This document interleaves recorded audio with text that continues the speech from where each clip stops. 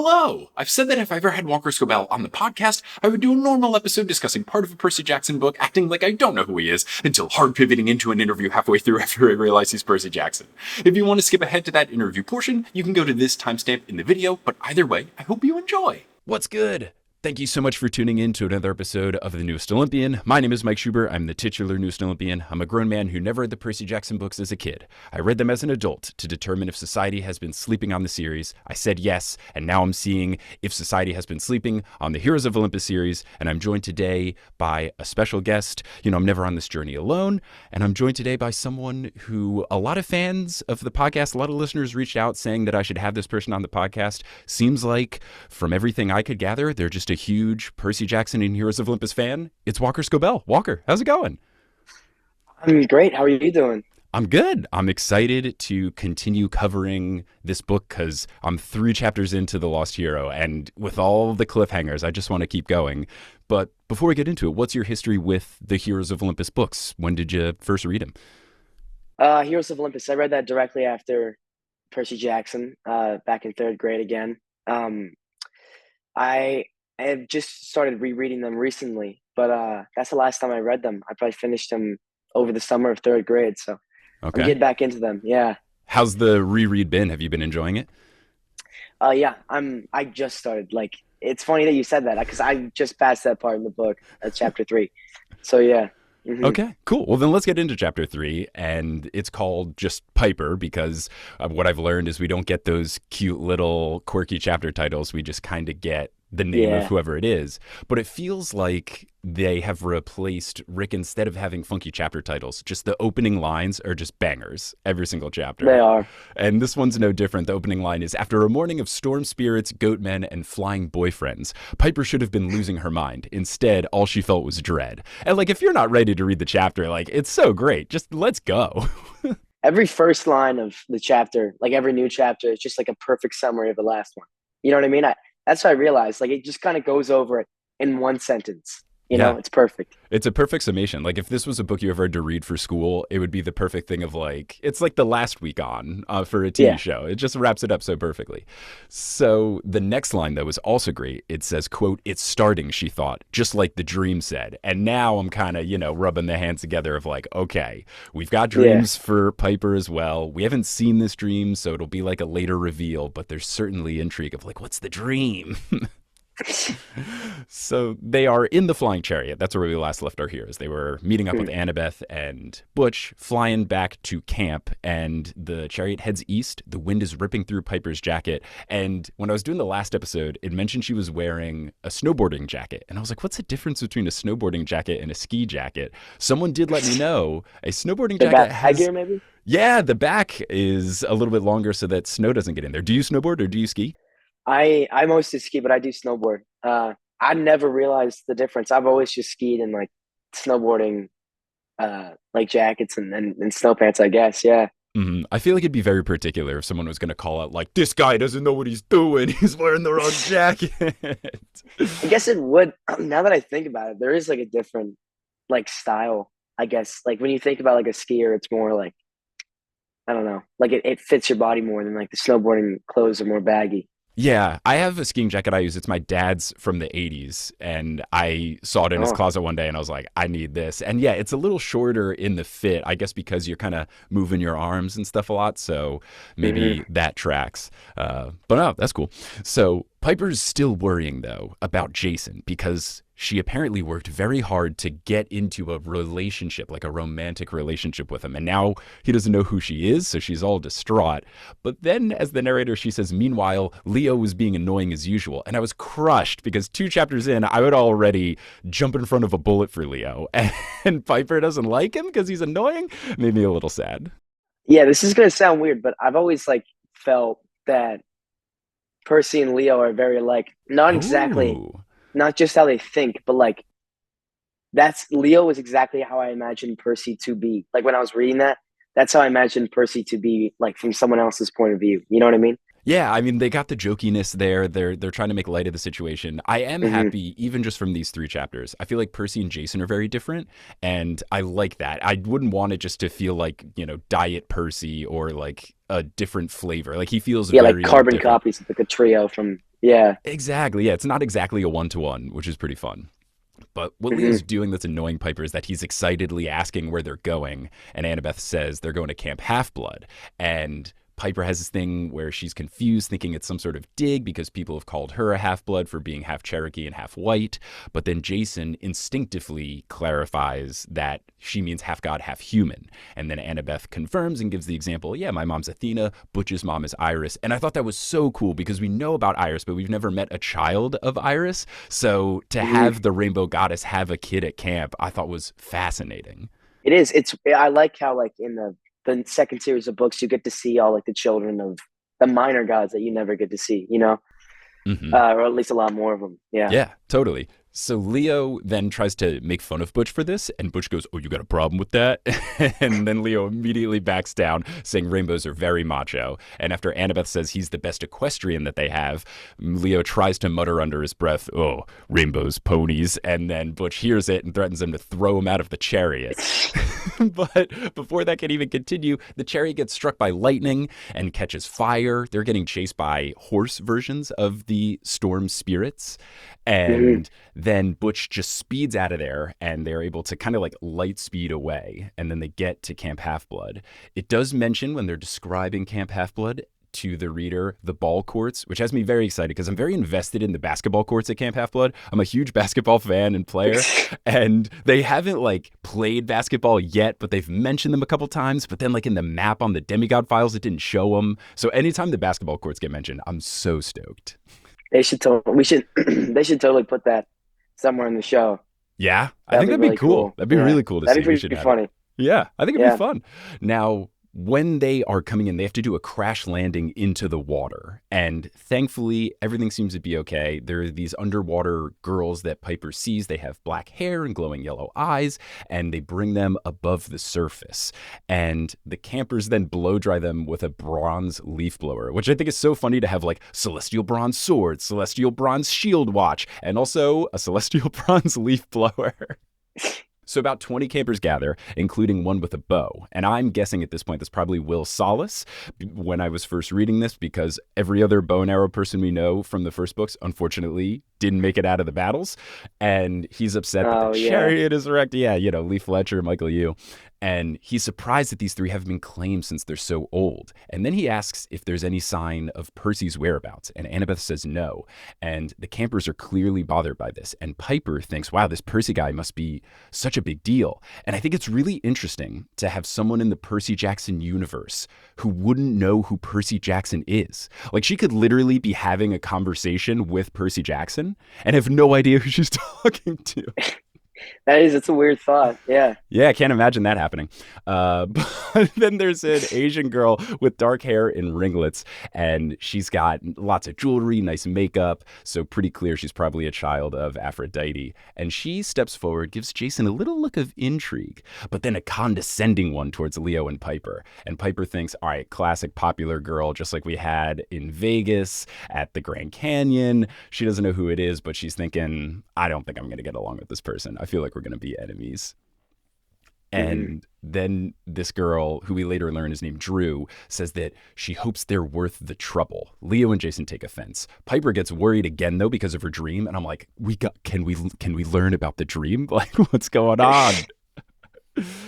And then Annabeth says to Drew that all demigods are worth saving. Piper says that they didn't ask for this. Drew asks if her hair always looks like a dead badger, which is a great insult but feels out of line.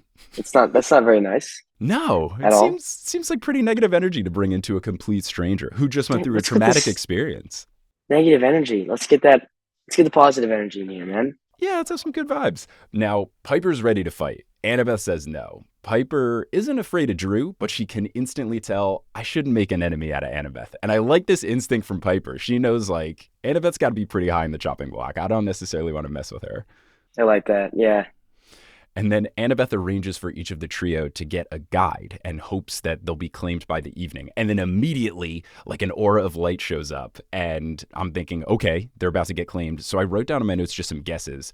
I feel like Leo, because of all the tinkering, like the pipe cleaner helicopter, I thought he was going to be either Hephaestus or whatever the Roman version is. Jason with the lightning bolt stuff figured Zeus or Jupiter. And then Piper, I have no idea because we haven't really seen any sort of power. But at this point, I was guessing like maybe it's a Roman god that doesn't have like a one-to-one Greek to Roman corollary. And then it would be a mystery of like, oh, who is this god or goddess? Did you have any guesses of who you thought before we learned who everyone's parents are when you first read it? Well, again, obviously, lightning bolt. And I'm gonna be honest, for a solid, maybe until like that moment, maybe it's solid 3 chapters, I thought that Leo was Percy, just like on a secret quest. Because I was like, okay, if Percy's not in it, then maybe this Leo guy is kind of Percy in disguise. You know what I mean? Oh, that's fun. It was not. I like the theory though. Again, Piper is weird. I always thought that, again, if there always has to be like a smart one in the group. So I thought she was Athena. I thought they're going to do that again. Or, I don't know, maybe Hades or something like that. I don't know. Yeah. I mean, I'll have to see. We really, at this point, there's just like no hint. So I'm like completely in the dark here. It's interesting. I'm not going to say anything. But I appreciate keeping me spoiler free. Leo has a flaming hammer above his head. Jason knows just another instinctive thing that is the symbol of Vulcan. And then Leo says, I don't even like Star Trek. Was this a reference that was lost on you, or did you know enough about Star Trek to know that like Vulcan was a thing from it? Okay, you got it. All right. I got that. Yeah. Oh, I'm always curious. I know you're younger. I was curious with Uncle Rick's, references, especially for books that are older. Like, do they go over kids' heads? Obviously, I didn't read these till I was, in my 30s, so it's a little different. But good to know you knew that. And then you would get the next joke of when Will is his guide, he takes him away and calls him Mr. Spock, which is such a fun little joke. I love those movies, especially I like the new ones. I know it's like that's kind of controversial, but I liked them. I liked them a lot. I remember when I saw it in theater and when they had Sabotage by the Beastie Boys playing during the little chase scene off the cliff, I was like, this is a good pull. I can get behind this. It was, yeah. So then Piper notices Annabeth eyeing up Jason, but not in a romantic way, so she's okay with it. So then she asks Jason to hold out his arm. He has a tattoo, which I was surprised because I was like, is he even old enough for a tattoo? But this tattoo looks like a barcode with an eagle over it, an SPQR, which is the Senatus Populesque Romanus. It means the Senate and the people of Rome. I took Latin in high school. Are you taking Latin, or have you took Latin? I'm taking Spanish. Okay. So kind of, I guess that's where it comes from, right? Right, yeah, it's got the same base language, but I feel like if you're into Percy Jackson and Heroes of Olympus, maybe a Greek or a Latin course is in your future, and you would know all this stuff already. You get great grades on it, yeah. I was thinking of doing like a Greek class or something like that. That'd be cool. Yeah, maybe even too easy. Too easy, exactly. It's naturally, it's there already. Yeah, maybe you'd be bored because you're like, oh, tell me something I don't know. The letters just like arrange them. It's weird. Every time I see like a Greek writing, it just kind of arranges itself in a way that I could read it. I don't know how to explain it. Really fascinating. It's strange. Really strange. Yeah. It'd be strange if like pen started acting weird for you too. Yeah, it would. It's interesting. Yeah. But then Annabeth asks Jason if he knows anything, like where he got them. And Jason has my favorite quote from this chapter. I'm getting really tired of saying this, but I don't know. Like, I love how frustrated he is with the situation. It's great. So a lot of campers rush up to see it, and then Annabeth says that it looks like they're burned into his skin. Jason knows that they are, but he doesn't know how he knows that. So Annabeth decides, all right, you got to go see Chiron immediately. The crowd disperses. It's just Annabeth and Piper. Piper asks if Jason's in trouble, and Annabeth says, good question, Piper. Come on, I'll give you a tour. We need to talk. And that's the end of chapter 3. Oh, such a fun little, we're at camp, but it's such a short little bite that you're like, I got to see more. I want to know what's going to happen. Mm-hmm, exactly. I wanted to see what Jason, isn't the next chapter, it's Piper, right? Yeah, it's another Piper one. So I feel like I haven't read it yet, but I feel like it'll be a walking tour between Piper and Annabeth. So I think that would be interesting. Oh, and I'm so sorry, I completely forgot to ask you. I'd asked you your history of the Heroes of Olympus books, but what's your history with the Percy Jackson series? Well, I've read them maybe 7 times. Okay. I'm a huge Percy Jackson fan. I uh, I had a role in the show. It wasn't a huge deal or anything. No, I played Percy Jackson. Oh, Yeah, okay. Yeah, I thought you looked and sounded familiar. a little bit. Yeah. I mean, maybe not since filming, but You look a little different. No, well, I actually have a bunch of questions prepared in case I ever got to, speak with the person who played Percy. So you mind if I ask you just a few questions while I've got you here? let's do it. All right, Yeah. let's do it. All right, I'm going to start with the lightning round of questions, but obviously, since you're Percy, it'll be the lightning thief round of questions. So we'll just have some quick hitters here. What is your favorite creature companion in the main 5 books? Bessie, Blackjack, Rainbow, or Mrs. O'Leary? So it's definitely between Miss O'Leary and Blackjack for Yeah, sure. That's such a difficult question because Blackjack's they're both cool. I mean, Miss O'Leary you can shadow travel, pretty which is tight. awesome. Mm-hmm. But I gotta say Blackjack. Come on, like Okay, who doesn't want a Pegasus? That's awesome. it's pretty You sweet. know, And one that, the hey boss, like, it's you could great. talk to. Yeah, right. No, it's huge. Okay, what is the best weapon that is not Riptide? Thalia's Aegis, Nico's Stygian Blade, or Grover's Reed Pipes? Uh, I want to say the reed pipes, Mm-hmm. but I don't know. Part of me wants to take Thalia's shield. That'd be sick. Yeah, Aegis. it Is is that how pretty you say cool. it? I think Aegis? I think it's Aegis, either that or Aegis. It's kind of hard. I also get tricked up because I play Hades, a Mhm. video game, and they pronounce things differently in that game sometimes versus like what's traditional. So I It's think, weird. yeah, either Aegis or Aegis.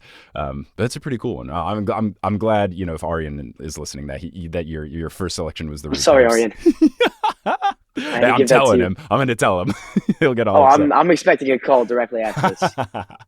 Okay, what is the best non-weapon that is thrown at a bad guy's face between the guacamole grande burrito from the damn snack bar or Hairbrush. the okay, I was gonna say the hairbrush. Yeah. Other than those two, No, or it was those gonna are be between between us. those two, so I'm glad you had hairbrush before I even got there. I think it's a hairbrush for sure. Yeah. That it was just such a like a perfect moment too. Yeah, It's tough to beat. perfect. All right, and then what is the tastiest food trap that Percy falls for? Auntie M's hamburgers, the monster donuts from the Hydra, or Cersei's strawberry milkshake?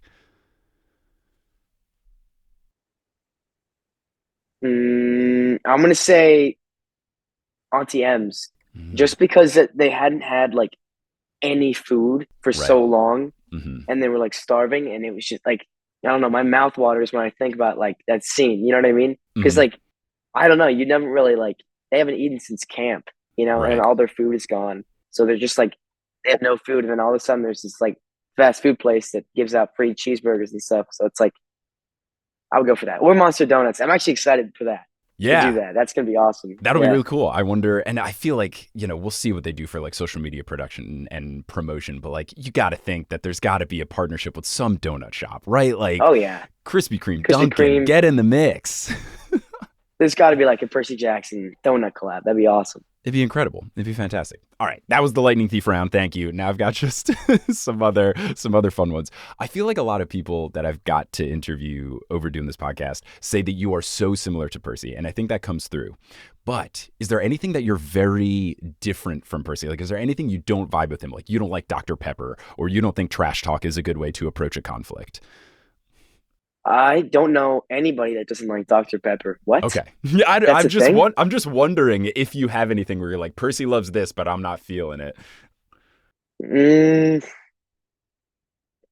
I don't know. I don't think that there's something that I don't like about him. You know what I mean? Yeah. I mean, I guess, I bet, I mean, not off the top of my head, but I bet if I really think about it, there's some stuff that maybe we're a little bit different on. hmm But I don't think there's anything that I don't like about him?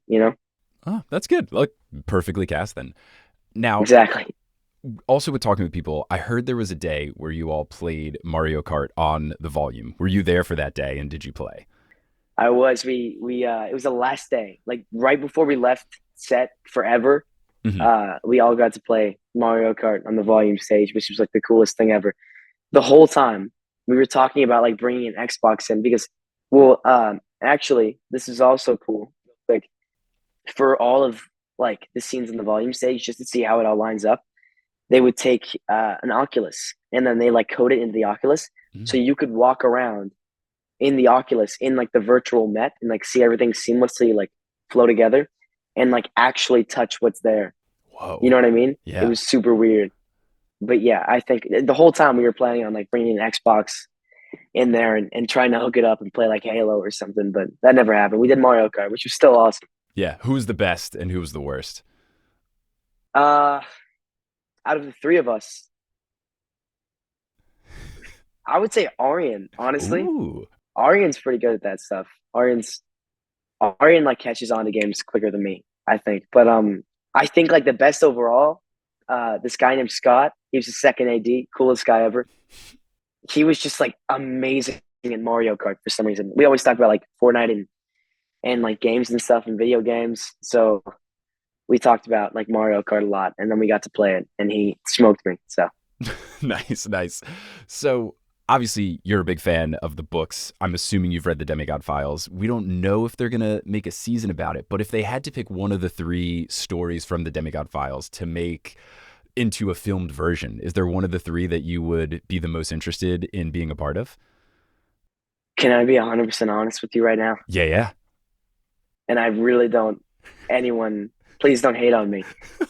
I've read Percy Jackson 7 times, all 7 books, or all 5 books. Sorry, I've never read Demigod Files. I don't know. I Okay. didn't even know that that was like a thing until kind of recently. I'm not gonna lie. I Okay. always thought it was just like the five Percy Jackson five like Heroes of Olympus because I knew that there was like different like mythologies. You know Hmm. what I mean? Like that Rick wrote about like Norse and Egyptian. So I know if that was like you know Percy Jackson or if that was like something else. So I never really got into that. I didn't know that was Percy Jackson until like a couple of years ago. So Okay. yeah, I got to get into that after Yeah. this rereading of Heroes of Olympus. I'm gonna read those. Yeah, they're But yeah, good, and it's pretty short, and they're fun, and it's like in hmm between books 4 and 5, kind of. So you'll get some interesting oh stuff nice. there. So it's a good time. Now I know on set they had prop like mythomagic cards, but it was just like for props. But did you and anyone else in the cast like try to play with them or like try to make a game out of it? Did you do anything with the cards? Me and Aryan kind of tried to make our own for that one scene where we're eating at Yancey, Hmm. and we kind of had to like make up what the game was on the spot. So our version of the game at least was we just shuffle our cards and like give out random ones to each other, and then we both put it down at the same time, and then we would decide which like mythological creature would win that fight. That was our version of the game at least. That's cool. That's cool. I hope they come out with like a real one with rules and everything. Like I would love hmm to go all the way in it. I have all the cards upstairs. Oh I could yeah, get extra printed. Yeah. let's do it. It'd be fun. One thing I think is interesting, I feel like when you read a book, you always have like a picture in your head of what that character looks like. And I know some people will say like, "Oh, once I watched the Harry Potter movies, I anytime I read, I can only see Emma Watson as Hermione."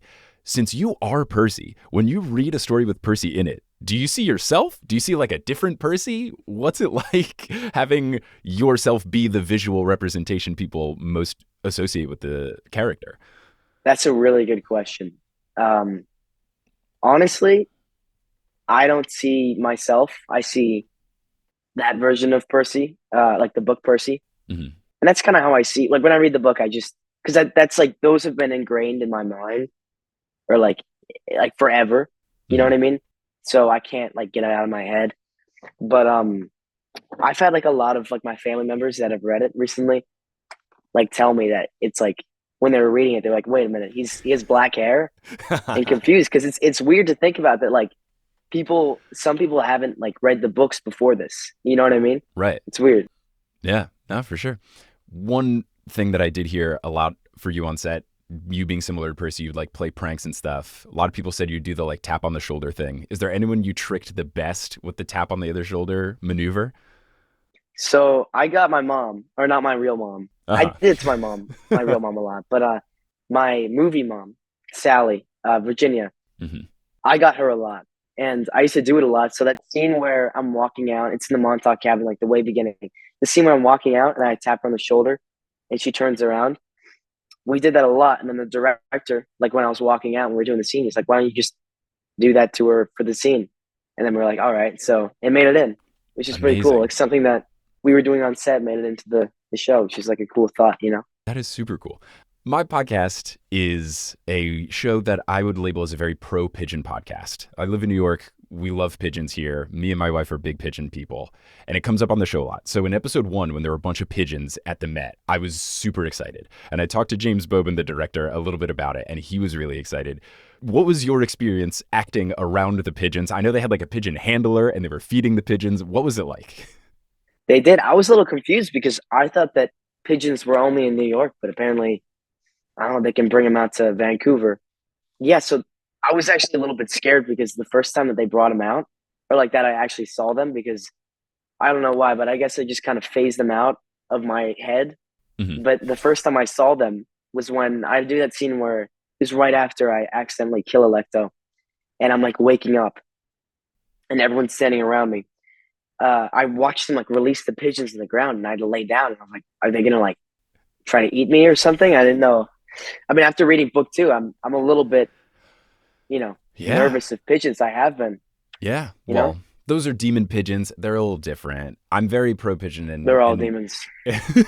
I hope you can come around on them. What I do love is like they are a ubiquitous bird. Like anywhere you travel, they will be there, and I think that that's cool to have, no matter what Really? city you're in. Yeah, like I've seen them internationally. I've seen them in India. I've seen them in Australia. Like they're all over the globe, which is kind of cool. Like no matter what city you're in, you can find pigeons. That's so. I thought that they were just like in New York. Yeah, I mean, I think they're like most famous and known there just because of all the antics of like eating French fries and pizza off the street and stuff. But they're Mhm. everywhere, so I'm happy to bring you into the fold. My secret agenda, getting you to be more pro pigeon. Thank you for that. Thank No, you. happy to share it. So, another thing on my podcast, when I was reading the main books, I was convinced that the spy was Juniper. Once she gets introduced in book 4, I was like, who's this? Since when does Grover have a girlfriend? And I was all in thinking she was a spy. When you were reading the books for the first time, who did you think the spy was? Did you nail that it was Selena? What was your spy experience? I thought it was Annabeth, and I know it's Oh, weird, I've heard it a which is couple of why I was times. always like, I just well, I, I don't know. It's just it always felt weird to me, like Luke and Annabeth. I was like, she's definitely. I thought that she was the one that couldn't get over him. You know what I mean? Hmm. I guess it was him that we figure out at the end. Um, but I totally thought that like there was going to be a big betrayal at the end with Annabeth, and she was like she would betray Percy, and there'd be this big fight. I wasn't happy when I found out it was Selena, believe me, but I was happier that it wasn't Annabeth. So That's true. Well, that's, I think, what's going to be interesting with the show. We'll have to see how it develops. Based on Annabeth being in that final fight in the season 1 finale, it feels like that Annabeth can't get over Luke sort of crush thing won't be there because right off the bat, she knows what he's all about. So maybe it'll change that dynamic and you won't have to ever, come to grips with your frustrations or your confusions of if she could get over him. I guess you're right. Yeah, I haven't really thought about that. I still haven't gotten the script for season 2. They told me they're going to send it soon, so I'm pretty excited. But I don't know. There's like a bunch of there's so many different ways that we could go after finishing a season like that. You know what I mean? Obviously, they're definitely going to stay true to the book 100%. But yeah, that'd be interesting. You know what I mean? I feel like there's a lot of changes that can be made in like relationships for the show. You know what I mean? Yeah, I didn't think about that. That's interesting. Yeah, I think it'll just kind of change the dynamic. I feel like a lot of the Percy Annabeth, I don't know, frustrations or at least some of the tension is that like Annabeth just refuses to believe that Luke could do something so evil, and it takes a little bit, but Hmm. but now she's seen it with her own eyes, so she'll be a little more on board. And I feel like the show's trying to play up more of the like brother sister thing as opposed to the relationship interest thing. And I think that's probably a smarter way to take it with things like the age gap and stuff like that. Yeah, that's what like, all like we could talk about when we were filming, like especially when we were on set all together, like with like Charlie and Leah and stuff. It was just like weird to like look at them both and be like, it was just a weird thought. I'm not gonna lie though, I thought that that was like an interesting thing. You know what I mean? For Annabeth to like kind of hold on to her crush, and I don't know. It was I don't want to sound weird, but like it just made it so much harder for Percy. I feel like that Annabeth had those feelings for Luke still. Oh, totally. I think it plays up the rivalry because it's not just I'm Hmm. mad at this guy for the big reasons that matter, but also like grumble, grumble. The girl that I'm interested in has a crush on the guy that I hate. Exactly. Like it's just an Yeah. extra level of hatred for Luke. Yeah. I like that. Yeah, we'll have to see.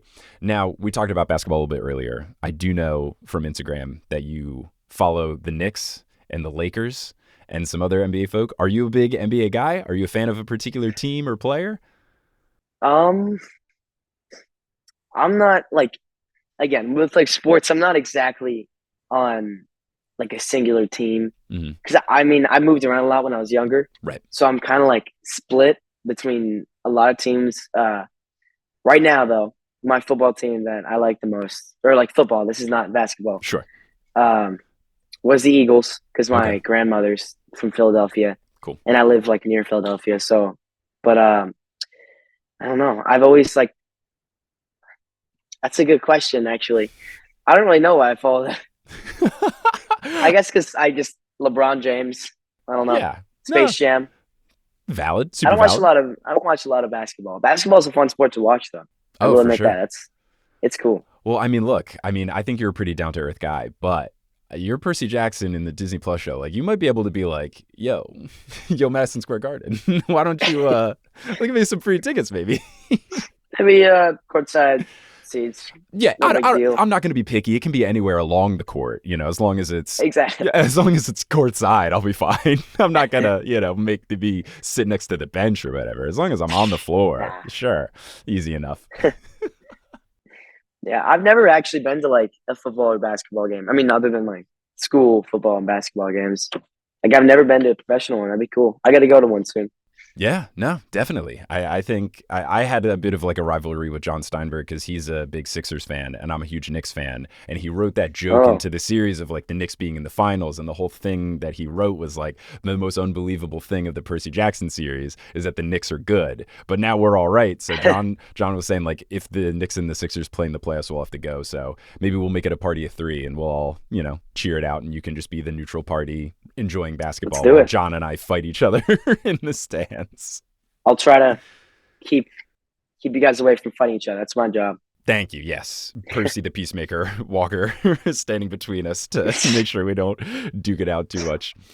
All right. I'll just give you with one final question. This one comes from our editor, Sherry Guo, who had a very serious, thoughtful question I think would be good. She says, quote, if you could put googly eyes on any inanimate object to make it come to life, what object would you pick and what personality would it have?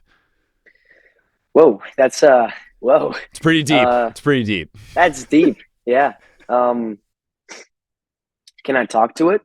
Yeah. Oh, for sure.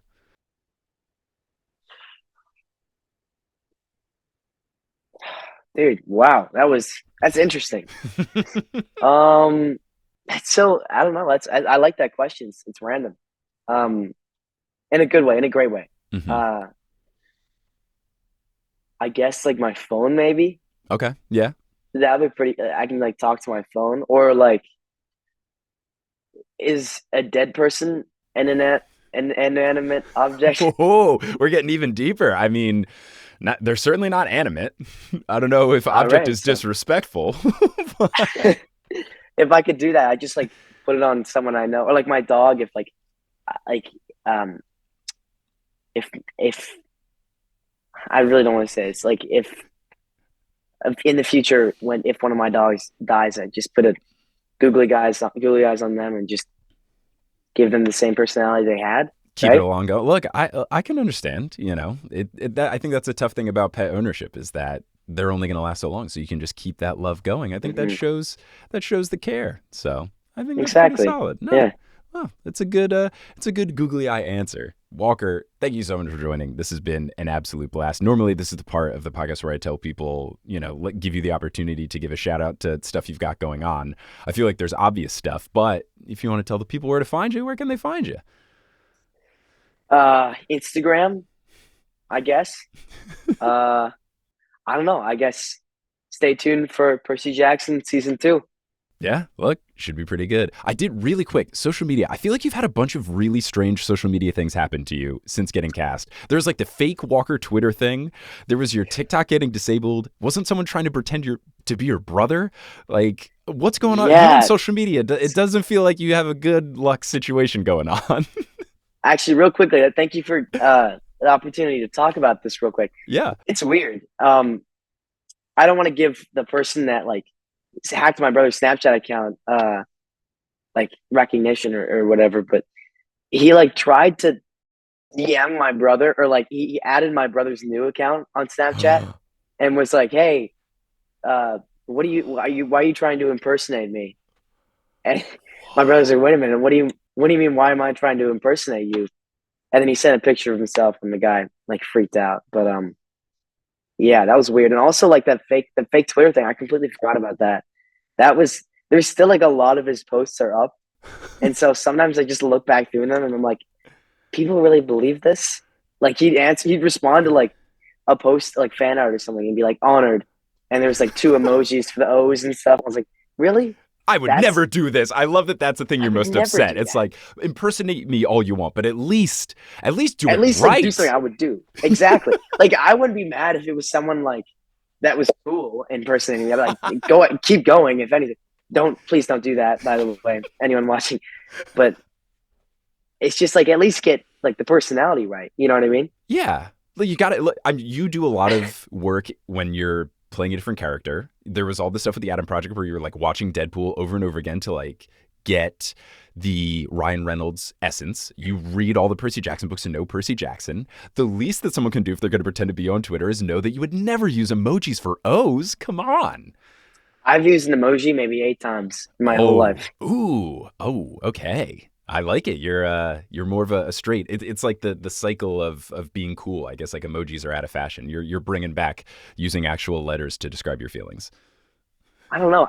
Sometimes when I use emojis, I'm just like, what am I doing? Why am I expressing myself through like a little yellow circle? Like, you know what I mean? I like it. I'm just gonna like put in parentheses, I feel sad, end parentheses, just I to love show. that. Yeah. No, I like that. Just you can get more in depth with the emotion with actual words as opposed to a face. There's no room for misinterpretation if you say, I am sad. I wish that this had happened instead. I think it's good. Exactly. Yeah. Thank you. Thank you. We're on the same page. Yeah, I like it. Well, Walker, thank you so much. I really appreciate it. Listeners, thank you all for listening. And watchers, thank you for watching. And until you and I cross paths again, let's hope season 2 premiere maybe? Yeah, maybe on a cruise Hopefully. ship? Yeah. On a park cruise ship? Could be pretty See, good. that's a good idea. I think And it'd I'll be pretty fly in good. like Tom Cruise on a helicopter. Ooh. Mm-hmm. You Yeah. don't need a helicopter license to fly one. That's just a joke. Yeah, You're you'll lying. be fine. But yeah, until we cross paths again, I'll pursue you later. See you later. Thank you so much for having me. Thank you so much for watching this interview. If you enjoyed it, I would recommend subscribing to the Newest Olympian YouTube account because next week I've got another interview. This time it will be Charlie Bushnell, who played Luke in the Percy Jackson show. And I also might be uploading some video versions of other interviews I've done on the podcast before, such as our interview with Dior Goodjohn, who played Clarice, and our interview with Azriel Dahlman, who played young Percy. If you want to check out other stuff with the podcast, you can listen to every episode wherever you get your podcasts, including this YouTube channel. Every episode is here on the TNO YouTube channel, and as we mentioned in this interview, it is the journey of me making my way through the Percy Jackson series for the very first time. I knew nothing going into it, and each episode I'm joined by a Percy Jackson superfan to go over a couple of chapters, and it's been really fun. And now we're on to Heroes of Olympus, and it's been all around a good time. So you can listen to that here or anywhere else, but I would definitely recommend subscribing if you want to make sure you don't miss any future content we post here on the YouTube account. Thank you so much for watching. Thanks to Walker and everyone else who made this interview possible. And until we cross paths again, I'll see you later.